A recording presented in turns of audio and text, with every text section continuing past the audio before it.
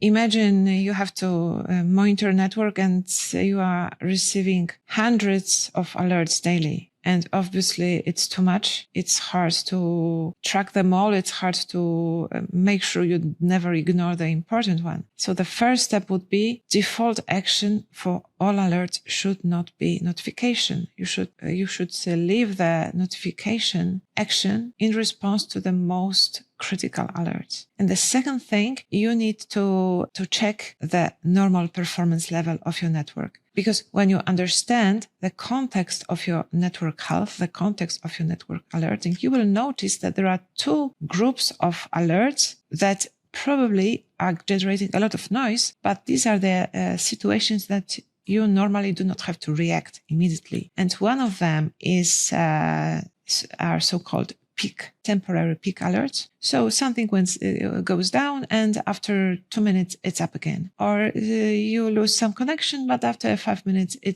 the connection works again. And such temporary peaks are usually resolving themselves. So you don't have to be alerted about them in a way that you don't have to be notified, but they may be an important symptom of something that may go wrong in the future. So you should be observing them, especially you should be observing if the level of such temporary alert increases for some areas, but you can decide that you either assign automatic remediation action. So for example, if a service goes down, try to restart it automatically. If it doesn't resolve the problem, then notify me. Or if you, for example, know, okay, this device is generating a lot of temporary peaks, temporary problems, but I have a budget, I'm going to purchase it next quarter, then you can even try to delay the reaction to such alerts. For example, inform me about the situation only if it persists for 15 minutes or half an hour. And then you do not get so many alerts, but you track the situation if it becomes a more important problem. And the third type of alerts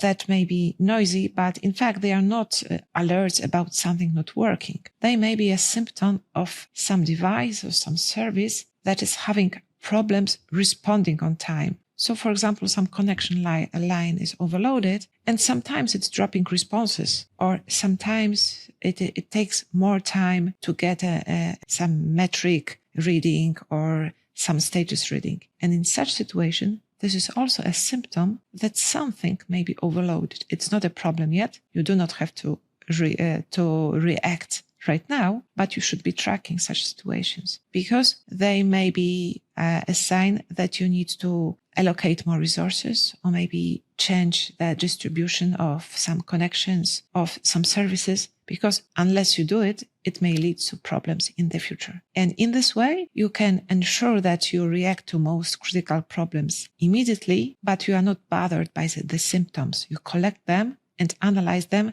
to plan for the proactive reaction in the future.